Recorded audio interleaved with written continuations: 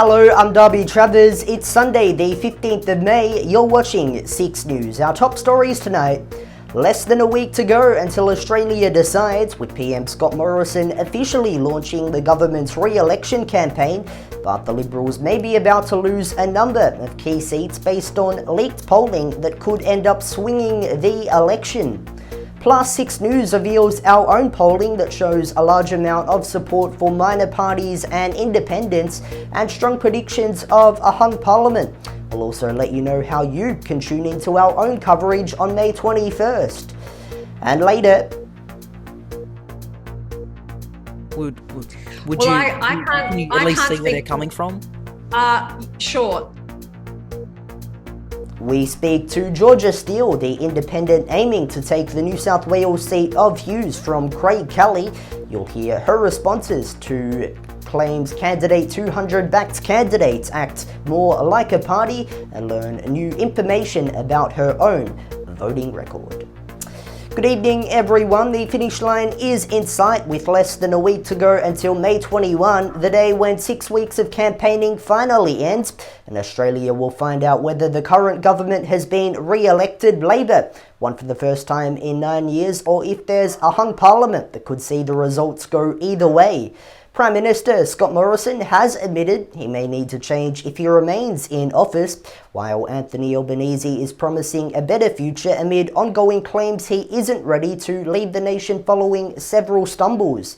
And today the government officially launched their campaigns as they get ready for Australia to decide. Political reporter Roman McKinnon begins our special coverage.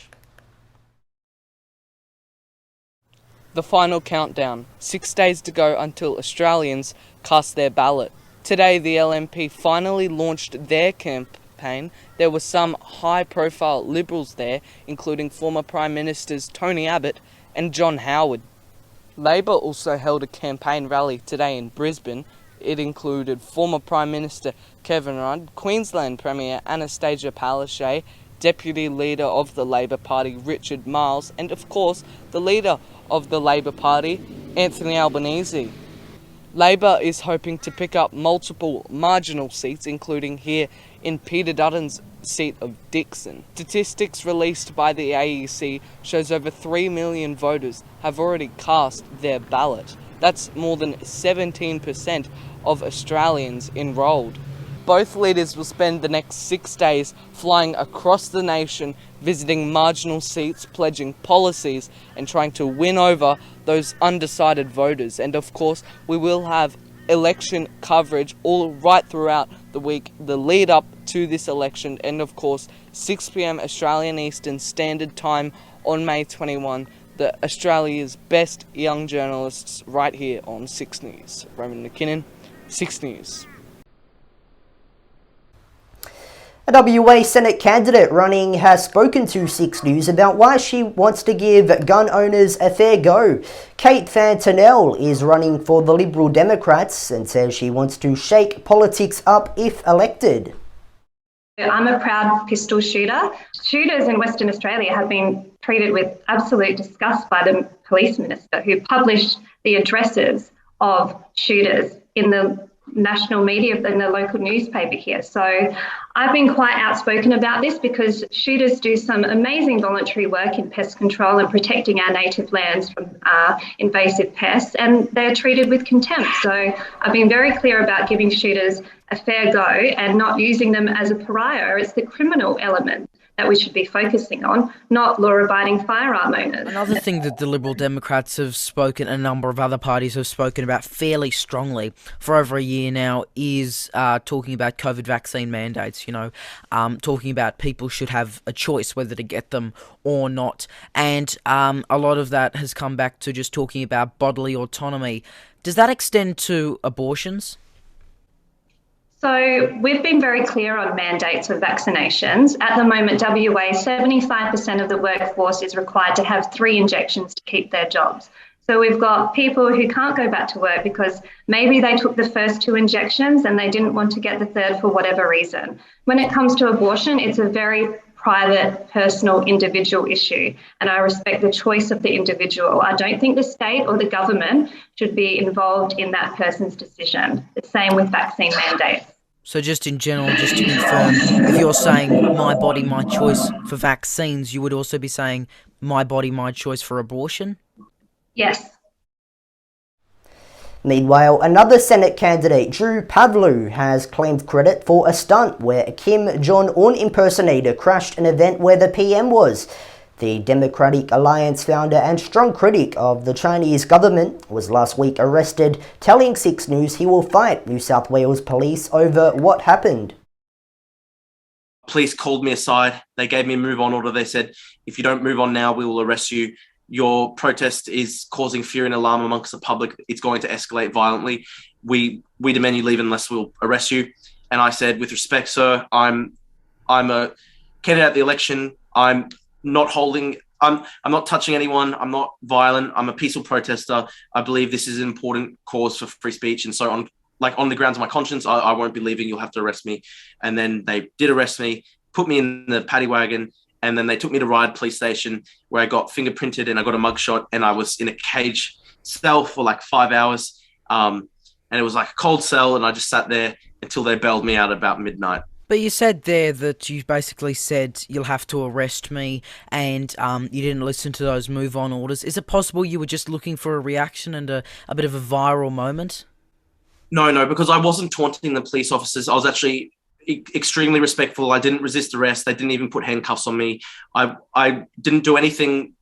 I barely did anything wrong. And I mean, my lawyer thinks we've got a very good case that this is actually a wrongful arrest. New polling obtained by Channel 10 shows a number of key Liberal MPs may be just about to lose their seats, something that could end up deciding who forms government after May 21. It does come as a new viewer poll from 6 News shows support for minor parties and independents growing, with most people also predicting that there will be a minority government no matter what. Reporter Lincoln Holmes has these details. With Australia just 6 days away from the election, the campaigning is heating up, with both major leaders moving from state to state to get their message across before May 21st.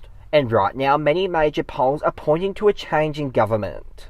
The latest news poll conducted ahead of Scott Morrison's campaign launch today shows that the coalition's primary vote remains at 35%.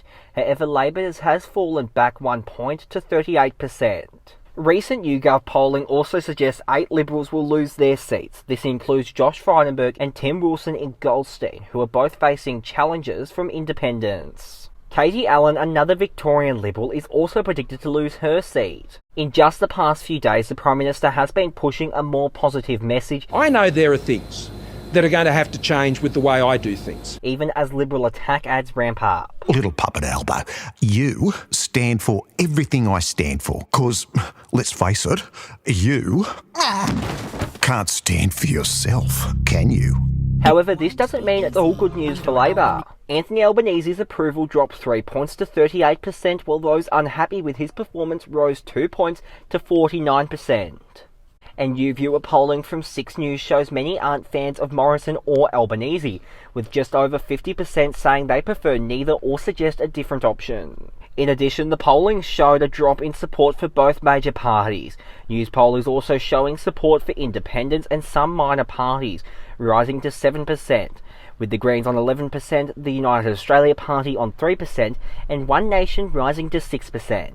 6 News asked Pauline Hanson about her decision to run in all electorates this election and whether it was just a move to boost her party's Senate vote. You've already had multiple disendorsements, and you've had those allegations of ghost candidates where you've had some that have no image, no description, and very little information about them actually available online. Why make the move to run in all the House of Reps electorates? Is it just a ploy to boost your Senate vote, or do you think you can actually form government like the United Australia Party claims itself? Why? Just explain to us. Actually, we're standing 149 candidates, so we're not standing the full 151. It's the first time we've stood that many candidates, and in a lot of years.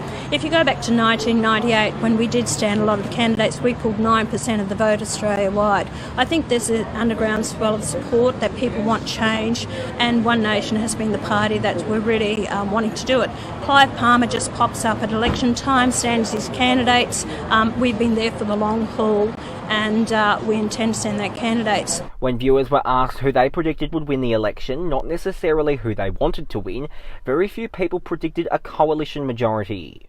Around 35% said that there would be a coalition minority, 30% saying a Labor minority, and 28.5% predicted Labor would win at least 76 seats. But as we all know, the most important poll may just be on election day.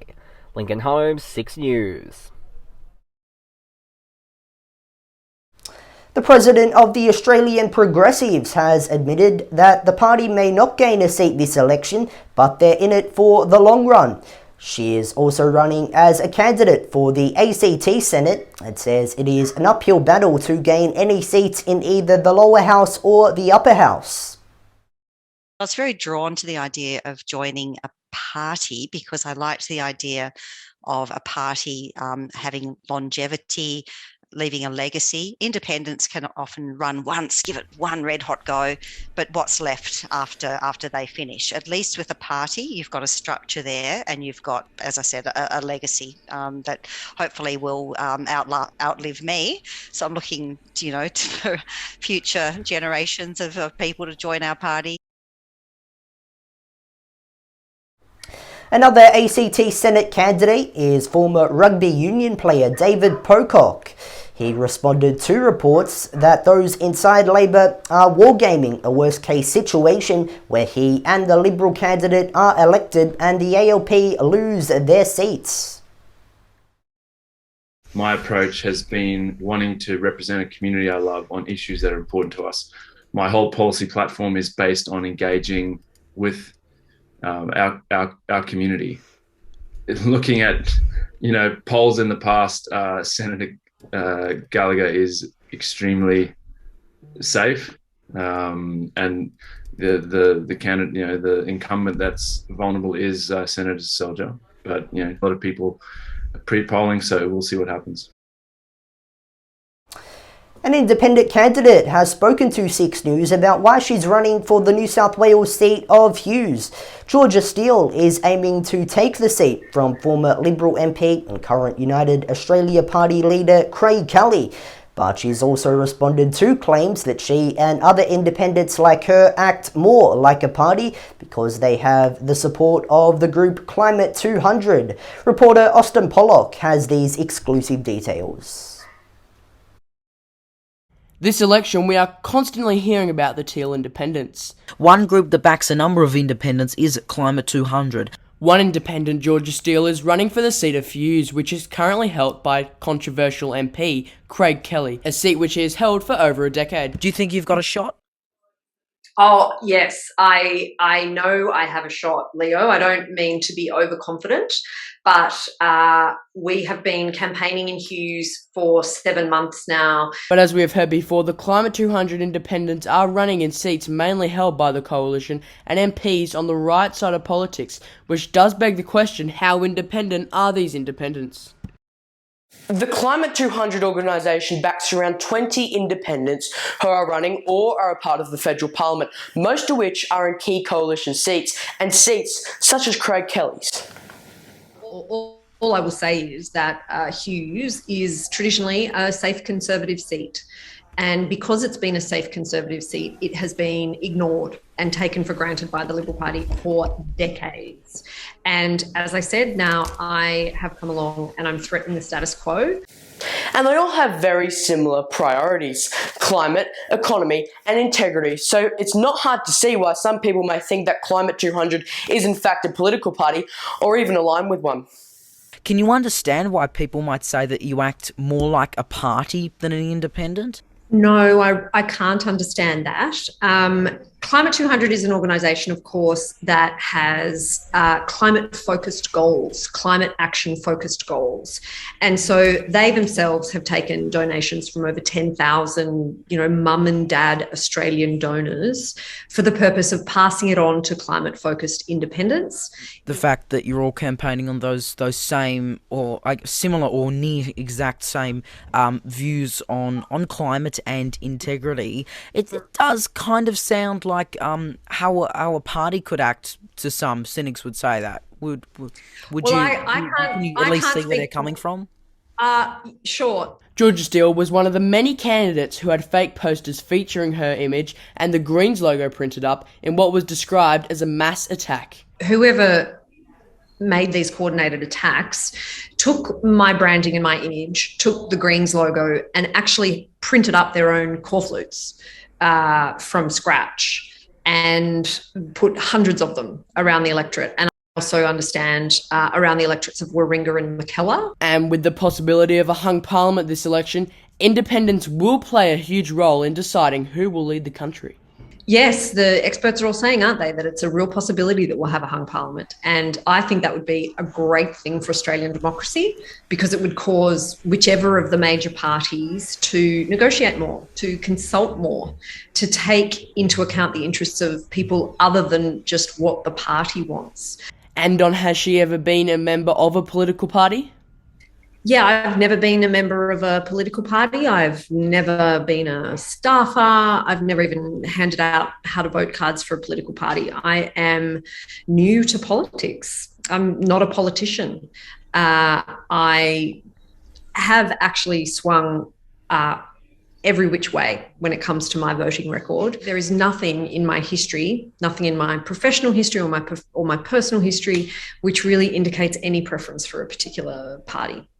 And I'm not really here about that. I'm here because I want to represent my community, and I want to be able to do so free from the shackles of being in a party. I want to represent them on an issue-by-issue basis, and I want to be able to vote according to my conscience every single time, not how a party tells me to vote. No. I'm very happy to say that I never voted for Craig Kelly. Now, in just less than a week, we may know who will be leading Australia. Austin Pollock, 6 News. Before we move on, just a quick note about our chief anchor Leo Puglisi. As many of you may already know, he tested positive for COVID-19 on Wednesday. He's feeling fine, and thanks you all for your kind wishes, but it's just not up to presenting tonight's bulletin. However, he should be fine next week, including presenting Spin Check on Friday evening at 5 p.m. Eastern, as well as anchoring our election night coverage. Just on that, our coverage will be live all night from 6 p.m. Eastern time. As the polls close right across the country, we'll have crosses to our team of reporters. It will be available to watch on our YouTube channel and our website 6newsau.com, and you can also join in the conversation by using the hashtag 6newsau. We do encourage you to spread the word and let others know to tune in to 6 News on Saturday, plus a special joint bulletin with WAMN News on Sunday from 8 p.m. Eastern Time. Speaking of WAMN News, here is Ivan and Melly with a look at what's coming up later tonight. Thanks, Darby. Tonight on WAMN News, 30,000 cases a day not ruled out for Western Australia, as top doctor reveals the possibility. A WAMN News exclusive. Also tonight, household fees to increase as the McGowan government offsets the rise with the electricity credit. Pauline Hanson's election blitz in Western Australia as One Nation eyes for a seat in the Senate. Attorney General's major interview less than 1 week before polling day, and later Dr Andrew Miller's comment. Join us tonight on the WAMN News Facebook page and YouTube channel. Thanks to both Ivan and Melly there. Let's check in with tomorrow's weather forecast now across the nation. In Brisbane, where there's more wet weather expected, a top of 27 there tomorrow, 23 and sunny in Sydney, 17 in the nation's capital Canberra, 16 in Melbourne, rain expected just 11 in Hobart, possible showers 16 in Adelaide, 26 in Alice Springs, 22 in Perth, and in Darwin a warm top of 32.